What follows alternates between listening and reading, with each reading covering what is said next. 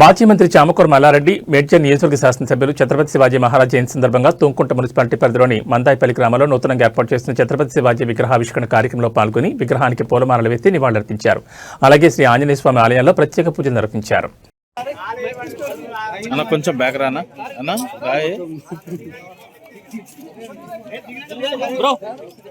Sir ఒకసారి అందరు ఇక్కడ చూడండి సార్, ఒక్కసారి 1 సెకండ్ సార్. రెడీ. జై బోలో ఛత్రపతి మహారాజ్ కి జై. జై శివాజీ, జై శివాజీ. జై మల్లారెడ్డి కి జై. మల్లారెడ్డి కి జై. ఇక్కడ చూడండి సార్ ఒకసారి 1 సెకండ్.